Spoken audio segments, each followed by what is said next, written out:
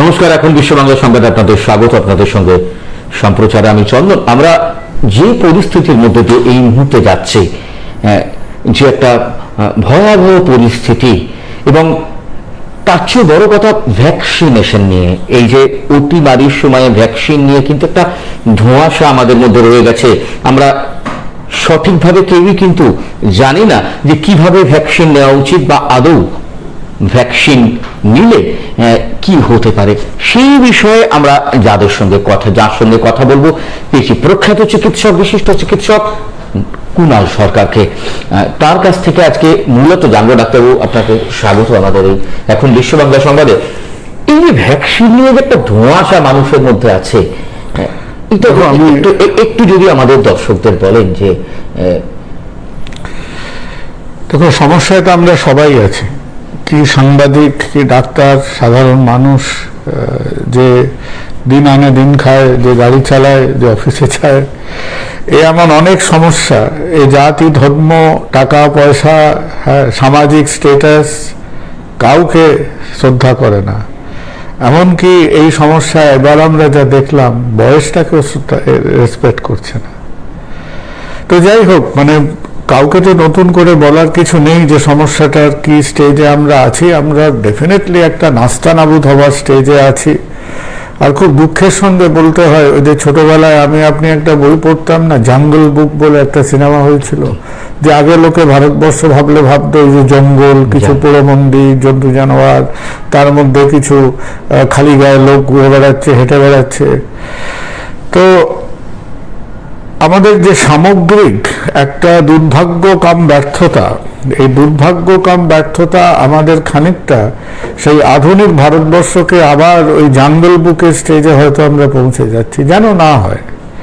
তা এখন এটা শ্লেষের সময় নয়, এখন এটা সার্কাজমের সময় নয়। আমি প্রথমত যেটা সবাইকে, যেটা আমার নিজেকে বুঝতে হয়েছে, কারণ মাঝে মধ্যে আপনাদের সামনে এসে টেলিভিশনে ইত্যাদিতে কথাবার্তা বলি, তো আমাদেরও কিন্তু এই কুয়াশা ধোঁয়াশাটা কাটাতে একটু 2-4 দিন নাড়াচাড়া করতে হয়েছে। যে হচ্ছেটা কি, ভ্যাকসিনটা নিয়ে হচ্ছেটা কি, মানে এই সোজা সাপটা সাদা কথাটা বুঝতে আমরাও যারা খানিকটা একটু চর্চা করি, লেখাপড়া করি, সংখ্যাতত্ত্ব হয়তো অল্প আধটু বুঝি, আমাদেরও কিন্তু বেশ যাকে বলে ঘুরপাক খেতে হয়েছে। এখন অবস্থাটা বুঝুন। অবস্থাটা হলো, আপনি আজকে একটা সমস্যায় তো আছি। এমন কোনো মানুষ নেই, এমন কোনো পরিবার নেই, এমন কোনো রাস্তা নেই, এমন কোনো পাড়া নেই যেখানে এর মৃত্যু, এর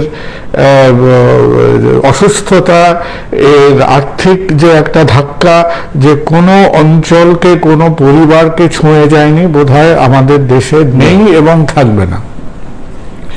এবার আমরা একেবারে এইটাতে লাজে গোবরে হয়ে বেরোবার একটা জিনিসটাকে কন্ট্রোল করার একটা সাময়িক উপায় হিসেবে কি করছি না, কেউ মুখে বলছি লকডাউন করছি, কেউ বলছে কারফিউ করছি, কেউ বলছে আমি 3 দিন বন্ধ করছি, পার্শিয়াল লকডাউন করছি। এবং এই সমস্ত জিনিস করলে লোকেরা হাঁটা চলা, মেলামেশা এগুলো কম করবে। সাময়িকভাবে আমরা এর যে পিকটাকে একটু আনতে পারবো। এবং চিকিৎসক হিসেবে অধিকাংশ সময় আমাদের মনে হচ্ছে দুটো ফিলিং আছে আমাদের মধ্যে, হয় অসহায় বা ব্যর্থ। যে যত মানুষ, 100টা মানুষ ফোন করলে, আমি 2-1 জায়গায় আমার ফোন নাম্বারও দিয়ে দিয়েছিলাম, কিন্তু দিয়ে দেখলাম আমি কতটা করতে পারছি। 2-1 জন মানুষকে ফোনে বলছি, কিন্তু আমাদের যে কতটা অসহায়, আমাদের এন্টায়ার ক্যাপাসিটি যে কতটা কম। তাহলে আমরা হয়তো ইনফেকশনটা কমালে, এই যে বিনা চিকিৎসায় যে মানুষগুলো হুন্নে হচ্ছেন, জেরবার হচ্ছেন, তাদের সংখ্যা হয়তো একটু কমবে। বাড়িতে অক্সিজেন রাখা তো একটা অসভ্যতার চিহ্ন। এটা কি সভ্য পৃথিবীতে হয়? বাড়িতে অক্সিজেন কেন রাখছি? কারণ আমি বেড দিতে পারছি না বলে বাড়িতে অক্সিজেন রাখছি। সিলিন্ডার গুলো বাড়িতে মজুত হচ্ছে, অক্সিজেন ট্রান্সপোর্টের সিলিন্ডার নেই, তখন নার্সিং হোম হাহাকার করছে নেই বলে। এইখান থেকে যদি 15 মিনিট যান, দেখবেন 2-1টা নার্সিং হোম আছে, তারা লোককে বলছে ভর্তি করে নিচ্ছে, অক্সিজেন ব্যবস্থা করে আনুন। আমরা এই যে লকডাউন ইত্যাদি করে জিনিসটার উত্তাপটাকে একটু কমাবো, কিন্তু আমরা কি 2 বছর লকডাউনে থাকবো? থাকতে তো পারবো না, আমাদের তো বেরোতে হবে। তাহলে আমরা কি উপায় একটা হাতে ছিল, সেটা হচ্ছে ভ্যাকসিনেশন করা। যে ভ্যাকসিনেশন ভালো কাজ করছে, ভ্যাকসিনেশন ভালো প্রোটেকশন দিচ্ছে। ভ্যাকসিনেশন প্রোটেকশন না দিলে আমাদের মানে আমার এই প্রাজ্ঞ বয়সে আমার দিনে 3-4 এক্সপোজার হয়। আমার ছেলেমেয়েরা অল্প বয়সী টিম যারা কাজ করছে তারা তো সারাদিন তাদের মধ্যে রয়েছে, তাহলে তারা আজকে কেউ অবশিষ্ট থাকতো, রাইট? প্লাস বয়স্ক, এই যে বয়স্ক লোকের এবার কম অসুস্থ হচ্ছেন, 30 থেকে 50, এই ফোনে ফোনে আমরা পেরে উঠছি না, ভেন্টিলেটর, একমো, এই করো সেই করো। তাহলে কেন এই বয়সটা এফেক্টেড হলো? কারণ উপরের সেটাটাকে, বয়স্ক সেটাটা কিছুটা প্রোটেকশন করা গেছে, কিছুটা প্রোটেক্ট করা গেছে।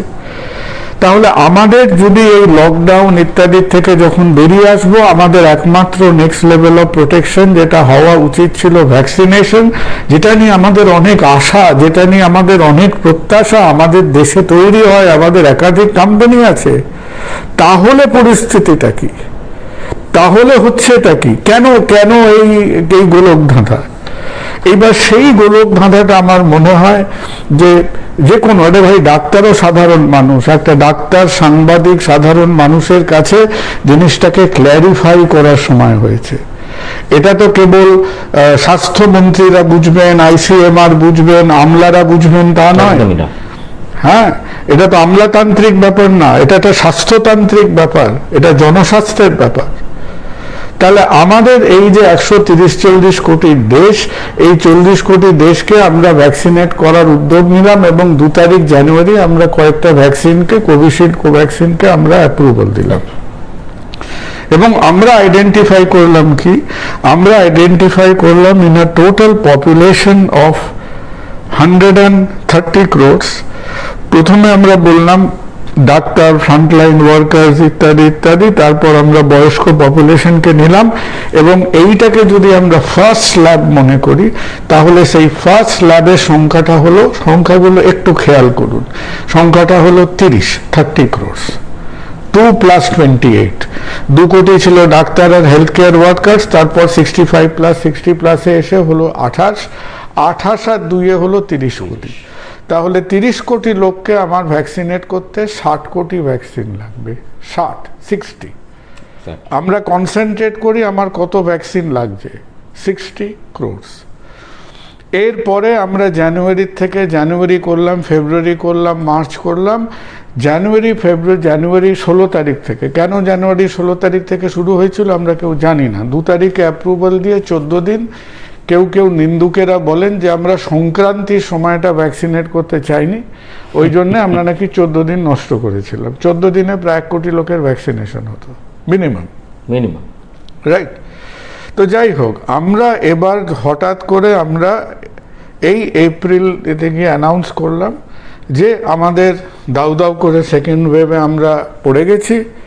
কিছুটা ভাগ্য, কিছুটা আমাদের নির্বুদ্ধিতা, সবাই আমরা জানি। এই কুম্ভ মেলা, ইলেকশন করে টোরে আমরা আগুনে বেশ কেরোসিন তেল ঢেলে এই অবস্থায় এসছি।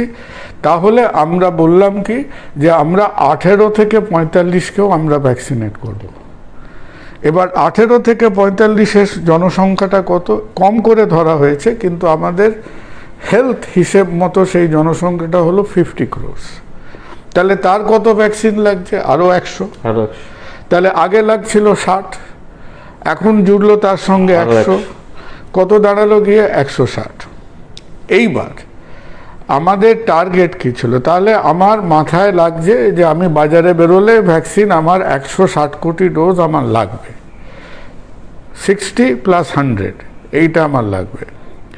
এইবারে আমার কি ছিল, যে এই 60 + 100-কে আমাকে একটা সার্টেন রেটে ভ্যাকসিনেট করতে হবে। 60 + 100-কে আমরা যদি মাসে 8 কোটি, অ্যারাউন্ড 7.5-8 কোটি করি, তার মানে আমার দৈনিক হিসেব আসে 40 lakhs প্লাস, 20 দিন হিসেব করে। তাহলে পার দিনে আমি 40 লাখের কাছাকাছি ভ্যাকসিনেট করলে আমি মাসে 8 কোটি ভ্যাকসিনেট করব। মাসে 8 কোটি ভ্যাকসিনেট করলেও আমার প্রায় 20 মাস সময় লাগছে, 1.5 বছরের বেশি। সেটা আমার দেশের এই এত লোক পিলপিল করছে চারদিকে, তবুও ইট ইজ ফাস্ট। মাসে 8 কোটি ভ্যাকসিন করা ইজ নো জোক। এইটা আমার মাথায় টার্গেট ছিল যে আমরা এইভাবে এগোবো এবং চেষ্টা করব আরো যদি একটু দ্রুত করা যায়। এখন গন্ডগোলটা কি জায়গায় এলো? এখন গন্ডগোলটা এলো যে সেন্ট্রাল গভর্নমেন্ট, কেন্দ্রীয় স্বাস্থ্য মন্ত্রক, কেন্দ্রীয় সরকার, তারা এই প্রথম যে লট 30 কোটি মানুষ, তার 60 কোটি ভ্যাকসিন, তারা সেই দায়িত্বটা নিজের ওপর নিয়েছিলেন যে আমরা senior citizen health care workers যেটা আমরা করব। এবং এইটা করতে না করতেই সেকেন্ড ওয়েভের যে দাপাদাপি তাণ্ডব শুরু হলো, তার মধ্যে প্রচুর সমালোচনা, হ্যানা ত্যানা, তারা লেজে গোবরে হয়ে গিয়ে কি করলো, তারা হেজিটেট করতে শুরু করলো। তাহলে তাদের দেশের দায়িত্ব কি ছিল? দেশের দায়িত্ব ছিল যে আমরা আরো 100 কোটি, তো আমার দায়িত্বতে আছে, আমি তো বলে দিয়েছি যে আরো 50 কোটি লোক, 100 কোটি ভ্যাকসিন, আমাকে তার ব্যবস্থাটাও করতে হবে। এই 60 কোটি লোকের যে তারা দায়িত্ব নিয়েছিল, তার মধ্যে আমি অনেক ঘেটে খুঁটে দেখেছি যে ম্যাক্সিমাম 25 থেকে 30 কোটি ভ্যাকসিন অ্যাকচুয়ালি অর্ডার্ড হয়েছে। এর হাফ কিন্তু এখনো সোজাসুজিভাবে অর্ডার হয়নি, বা পরে অর্ডার হয়েছে, এক্সট্রা দিচ্ছে। আর কেন আমরা এই অর্ডারিং ব্যাপারটাতে কেন আমরা একটু যেন রিল্যাক্স করে এগোচ্ছিলাম? কেন এগোচ্ছিলাম? কারণ কোম্পানি দুটো আমার দেশে আছে। এবং আমরা কি করছিলাম, পুনার ভদ্রলোককে বলছিলাম যে আচ্ছা শোনো, তোমাকে হয়তো আমি অর্ডার দিয়েছি 10টা, আমি বললাম এই 20টা দিয়ে দাও, আমি পরে দিয়ে দেবো, এই করে দাও, এই দিয়ে দেবো। এইভাবে অ্যাডহক বেসিসে হচ্ছিল। কিন্তু তা করলে তো হবে না, কারণ তার কাছে বিদেশের অনেক অর্ডার আছে।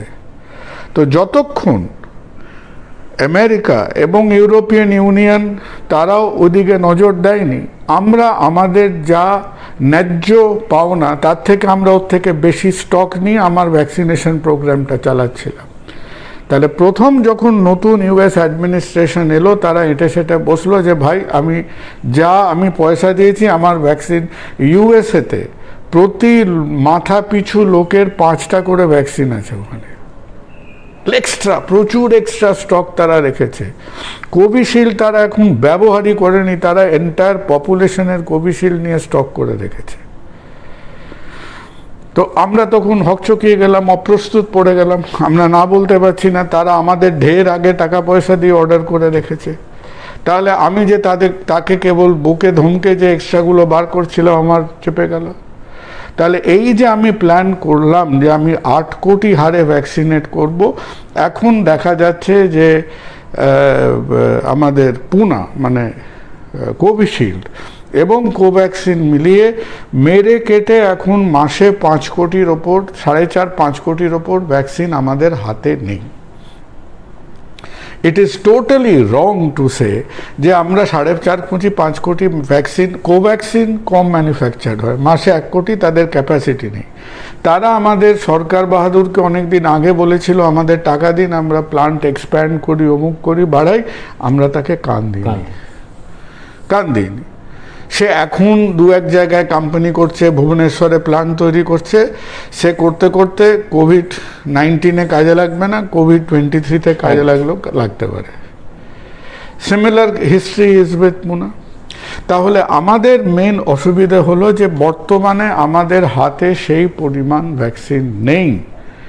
দ্যাট এক্সপ্লেন্স দ্য রিজন যে কেন আমরা দিনে 40 থেকে নেমে এসছি এখন 20, 22, 23, 25-এর কাছাকাছি।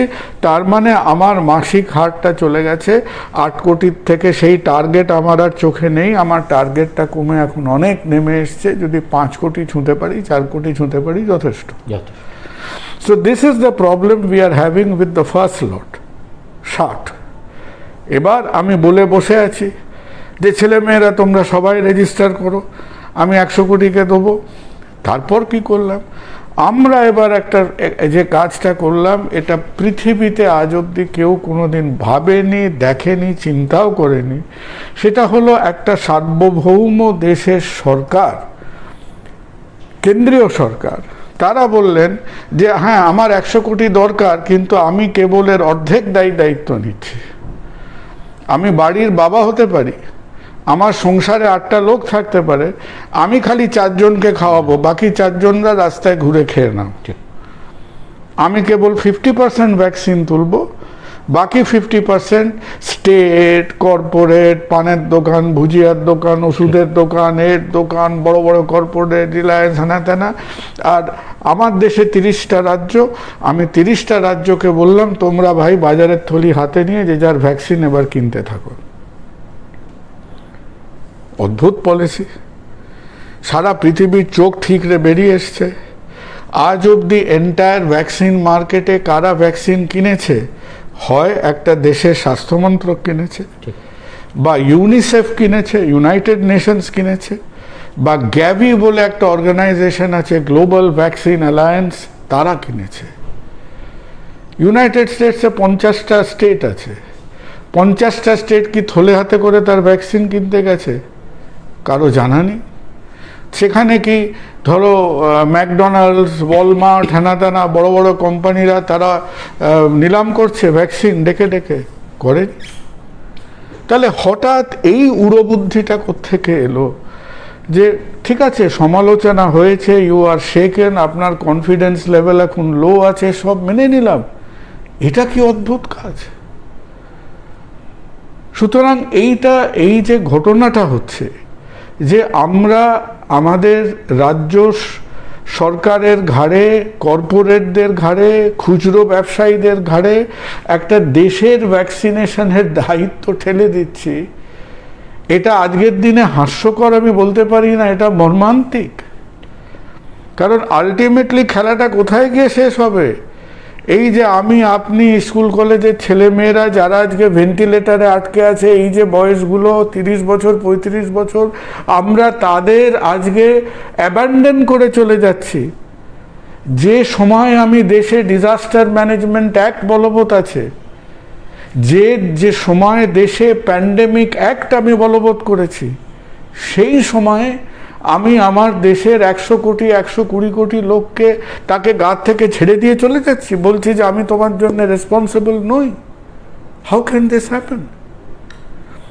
আর যেটা তোমরা সবাই দেখেছো চোখে, যে এই ভ্যাকসিন তো আমাদের যুদ্ধকালীন পরিস্থিতিতে দিতে হবে। যেভাবে আমরা যদি রাত্রিরের অন্ধকারে সার্জিক্যাল স্ট্রাইক করতে পারি, তাহলে আজ আমাকে সারা রাত ধরে ভ্যাকসিন দেওয়ার হলেও 24 আওয়ার্স আমরা দিয়েছি, 24 আওয়ার্স ভ্যাকসিনেট করেছি। এবার আমরা একটা সামান্য প্রাইভেট হসপিটাল, আমাদের হাসপাতালে যাকে বলে মেঝেতে, লবিতে, এতে পেশেন্ট ভর্তি, 25টা পেশেন্ট একমতে, আমাদের পক্ষে সম্ভব, কোনো হসপিটালের পক্ষে সম্ভব সে এখন গিয়ে একটা বাজারের লোককে পাঠাবে পুনার থেকে ভ্যাকসিন কেন, হায়দ্রাবাদ থেকে ভ্যাকসিন কেন? তার এফেক্ট কি হবে? সমস্ত বেসরকারি যে ক্লিনিক এরা তারা একটা পয়সা করতো না কোনো ভ্যাকসিনেশন থেকে। তারা দিচ্ছিল বিকজ আমরা স্বাস্থ্যক্ষেত্রে আছি, এটা আমাদের duty to be a part of vaccination. তার মানে এই সমস্ত বেসরকারি সেন্টারগুলো যদি চলে আসে, তাহলে definitely rate of vaccination drop করবে। ওই যে রাস্তার মানুষটা, ওই যে রাস্তার হকারটা, ওই যে কলেজের ছাত্রটা, ওই যে 30 বছর 25 বছরের ছেলে মেয়েটা, যাদের ট্রামে, বাসে, লোকাল ট্রেন করে যাদের ছুটোছুটি করতে হবে, আমি তাদের অসুরক্ষিত রেখে আমি বলবো একদিন লকডাউন উঠে গেল। সুতরাং আমাদের প্রত্যেককে আজকে এই কথাটা কেন আসছে? এই কথাটা এই কারণে আসছে না, ইলেকশনের পার্ট চুকে গেছে। কাকে ভোট দেব, কাকে ভোট দেব না, সেই কীর্তনে সেই পালা শেষ হয়ে গেছে। এখন আমরা মানুষের বিবেক, বুদ্ধি, সুবুদ্ধি, জনমত, চেতনা, যাই চান না কেন, তার কাছে হাত জোর করে অ্যাপিল করছি যে এই রকম একটা জগা খিচুড়ি মার্কা ভ্যাকসিনেশন পলিসিতে দোহাই আপনার যাবেন না।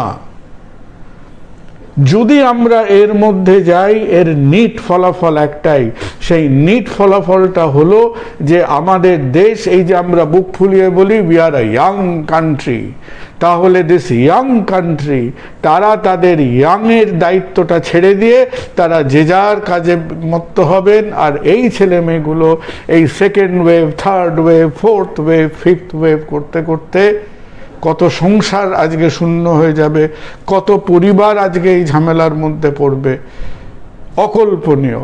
আমরা কি এই মর্মান্তিক সেকেন্ড ওয়েভের ডিজাস্টারটাকে ভুলে যাব? এত তাড়াতাড়ি ভুলে যাব? এখনো হাসপাতাল ভর্তি, এখনো আমাদের মর্গে জায়গা নেই, এখনো শ্মশান হাউসফুল সাইন দিয়ে বসে আছে। এত তাড়াতাড়ি আমরা ভুলে যাব আমাদের দায়িত্বগুলো? আর তারপর তুমি চিন্তা করে দেখো, আজকে হেলথ কেয়ার সেক্টরে আমাদের লজ্জা কি না, মানুষ সবাই এসে বলছে ডাক্তারবাবু ব্ল্যাকে রেমডেসিভির কিনে এনেছে। আমার দেশে 7টা কোম্পানি রেমডেসিভির তৈরি করে, রাইট? ইন্টেলেকচুয়াল প্রপার্টি দিয়ে দেওয়া হয়েছে। আজকে কেউ 15,000 25,000, কি অবস্থা! তাহলে এই যে ভ্যাকসিনের চাহিদা, এই সময় যা চাহিদা, এই চাহিদার সময় আমি যদি ভ্যাকসিনেশনকে ওপেন করে দিই, ঠিক আছে, আমার আজকে হাতে 5 কোটি ভ্যাকসিন আছে, আমি একটা হিসেবপত্র করে নিলাম, আমার 10 কোটি আসবে, 12 কোটি আসবে, 15 কোটি আসবে। যখন একটা মোটামুটি ভদ্রলোকের মতো সাপ্লাই আসবে, তখন নিশ্চয়ই আমি ওপেন মার্কেটে তাকে খুলতে পারি। আপনি ওষুধের দোকান থেকে নিন, রেফ্রিজারেটর থেকে নিন, হসপিটাল থেকে নিন, পয়সা দিয়ে নিন, নো প্রবলেমস অ্যাট অল। কিন্তু এই সময় তুমি চিন্তা করো, এই সময় এই রাশিয়ার স্পুটনিক এসছে, সেটা নাকি গভর্নমেন্ট দেবে না, ধরে নাও ওষুধের দোকানে যাবে। এই চাহিদার সময় যদি রিটেলে টেরিফিক ডিমান্ড, প্রচণ্ড demand, short supply equal to black market. এই যে রাত্রিরের অন্ধকারে রেমডেসিভির কেনার কতগুলো ঠেক তৈরি হয়ে গেছে কলকাতার শহরে, সেই ঠেকগুলোতে আজকে যে লোকটা 10,000 টাকা রোজগারও করে না, সেই লোকটা গিয়ে 12,000 টাকা দিয়ে ভ্যাকসিন কিনে আনবে বাড়িতে। আর তখন আমরা মানুষকে হিতোপদেশ দেবো, ব্ল্যাক মার্কেট নিয়ে আক্ষেপ করব। কিন্তু আমি তো আজকে সেই পরিস্থিতি, পরিবেশটা তৈরি করে দিচ্ছি। যে জিনিসটা অনিবার্য, এই ভ্যাকসিন, ব্ল্যাক মার্কেট আজকে অনিবার্য আমাদের চোখের সামনে। তো তখন তো ইনভেস্টিগেটিভ জার্নালিজম করে কি হবে? এখন তো লোকে, যে লোকটা বলতেও খারাপ লাগে, যে একটা ক্যামেরা নিয়ে ছুটেছিল রেমডেসিভির ব্ল্যাক মার্কেটিয়ারকে ধরতে হবে, তাকেই তো তার থেকে কিনতে হচ্ছে, তাকেই তো বাড়ির লোককে বাঁচিয়ে রাখতে তার থেকেই কিনতে হচ্ছে পরের দিন। অক্সিজেনের ব্ল্যাক মার্কেট, রেমডেসিভিরের ব্ল্যাক মার্কেট, এবার আমরা মানুষকে ভ্যাকসিনের ব্ল্যাক মার্কেটের দিকে ঠেলে দিচ্ছি। এটা কি পলিসি? এটা কি আমাদের দেশের বিবেক? কোথায় এসে আমরা দাঁড়িয়েছি? This is not tolerable. আর আজকে আমরা যদি একটা ঘুমন্ত, হ্যাঁ আমরা ডাক্তার, আমরা হন্যেহারা দিশেহারা হয়ে খালি চিকিৎসা করছি, 12 ঘন্টা 14 ঘন্টা লড়ে যাচ্ছি, লোকের ভর্তির অ্যাডমিশনের ফোন কল নিচ্ছি, নিচ্ছি। আর আমাদের, ঠিক আছে, আমি একবারও বলছি না যে যারা জনস্বাস্থ্যে আছেন বা যারা গভর্নমেন্টে আছেন তারা ক্রিমিনাল নন, তারাও তো মানুষ, তারাও ভুগন্ত। এই আমাদের যত ফোন কল আসে একমোর জন্য, অ্যাডমিশনের জন্য, তার 30% তো কিছু না হলে সরকারি আধিকারিকরা, তারা আমার তোমার মতোই মানুষ। তাহলে আজকে তো আমাদের জীবনে যদি মাথাটা দেখাতে হয়, শিরদাঁড়াটা দেখাতে হয়, তাহলে আজকের তো সেটাই সময়।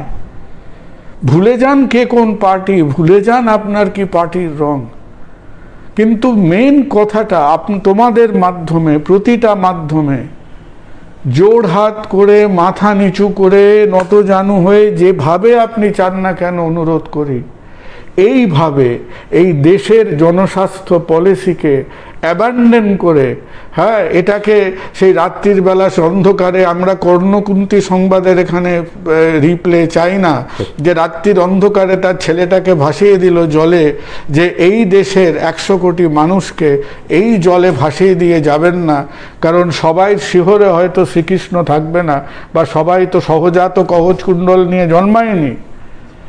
সহজাত কবচকুণ্ডলের গল্প শেষ হয়ে গেছে, এখন ভ্যাকসিন যদি না নিয়ে সামনে বিপদ।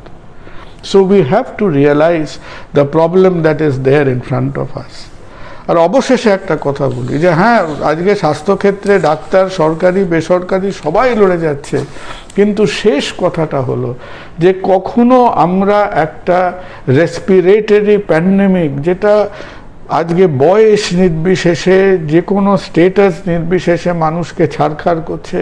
সেখান থেকে আমাকে পাবলিক হেলথ ইন্টারভেনশন দিয়ে বেরোতে হবে।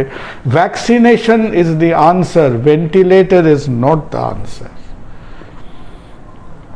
কত ভেন্টিলেটর তৈরি করবে?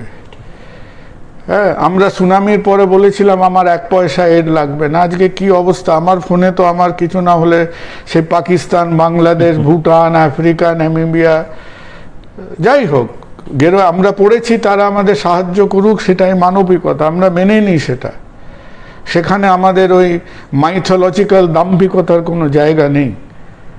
But we have to realise, আপনাদের প্রত্যেককে বলছি, আজকে আপনাদের যা যা অ্যাক্টিভিজমের ফোরাম আছে, পলিটিক্যাল হোক, নন পলিটিক্যাল হোক, যে ফোরামই হোক না কেন, সব্বাইয়ের মাধ্যমে এই জনচেতনা, এই কথাটা তুলে ধরুন যে vaccination has to be a unified national programme. এটাকে সেই দ্বিখণ্ডিত, ত্রিখণ্ডিত করে দিয়ে আমরা মানুষকে একটা ঘোরতর বিপদ, তো যথেষ্টই, এই বিপদটাকে আরও অ্যাম্প্লিফাই করব, এর কোনো জায়গা নেই। কেউ বলেন ঠিক আছে, ভ্যাকসিন কোম্পানিকে 25%, 30% ভ্যাকসিন বেশি দামে বিক্রি করা হোক না, আমাদের কোনো আপত্তি নেই, কিন্তু সেই টোটাল সোর্সিংটা সেন্ট্রাল গভর্নমেন্টে আসুক। সেন্ট্রাল গভর্নমেন্ট স্টেটকে বলে দিক যে আমি তোমাকে 100টা ভ্যাকসিন দিয়েছি, তার 80টা তুমি কম দামে দেবে, 20টা এই দামে দেবে, এইটা তুমি প্রাইভেট জায়গা থেকে দাও, এটা গভর্নমেন্টের জায়গা দিয়ে দাও। মেন কথাটা হলো 100টা লোক ভ্যাকসিন পাক, তাড়াতাড়ি পাক, ঠিক সময়ে পাক। আর কত মৃতদেহ আর গুনবো? হ্যাঁ, মানুষ যখন এক সময় বায়ো এনার্জির কথা বলেছিল, তখন তো আমরা ভাবিনি যে চিতার আগুনের আলোতে রাত্রিরে শহরটা জ্বলে উঠবে। সেই আলো কি আমরা চেয়েছিলাম? সেই আলো আমরা চাইনি। তাই কোথাও আমাদের একটা এন্টায়ার অ্যাপ্রোচ টু দিস প্রবলেমে কিন্তু একটা ভুল হচ্ছে, একটা দায়িত্বহীনতা হচ্ছে, একটা পদস্খলন হচ্ছে। আর সবাইকে আমাদের তারস্বরে বলতে হবে যে আমরা মেনে নেবো, আমরা ডিফারেন্সিয়াল প্রাইসিং মেনে নেবো, সব মেনে নেব। আমরা একটা সেন্স, আমি যদি বলি আমার কালকেই 20 কোটি ভ্যাকসিন চাই, সম্ভব নয়, হবে না। হিসেবটাও আমরা মেনে নেব, কিন্তু আমরা ভ্যাকসিন ব্ল্যাক মার্কেট চাই না। মানুষ নিঃস্ব হয়ে একটা করে ভ্যাকসিনের ডোজ কিনুক, আমরা চাই না। কেন জানি না, আমরা প্রায় অনিবার্যভাবে আজকে সেই পথে গিয়ে যাচ্ছি। তো যেটুকু আমাদের বলার, আমাদের করার আমরা করব, এবং আপনাদের সহযোগিতা চাই, আজকে গণমাধ্যমের সহযোগিতা চাই, কারণ বিপদ যথেষ্ট নিজের উপর আমরা ডেকে এনেছি। সুতরাং বিধাতাকে বলি, দেশের দণ্ডমুণ্ডের বিধাতাদের বলি যে এই বিপদটা আমাদের উপর আর ঠেলে দেবেন না। নমস্কার। ধন্যবাদ। আপনারা শুনলেন প্রখ্যাত চিকিৎসক কুণাল সরকার। ভ্যাকসিন যে পরিস্থিতির মধ্যে দিয়ে আমরা যাচ্ছি, সেখানে ভ্যাকসিনেশনটা যে কতটা জরুরি এবং কোন পথে আমরা এগোচ্ছি, তিনি তার মূল্যবান বক্তব্য রাখলেন। আপনারা থাকুন আমাদের সঙ্গে, দেখতে থাকুন, পড়তে থাকুন এখন বিশ্ব বাংলা সংবাদ।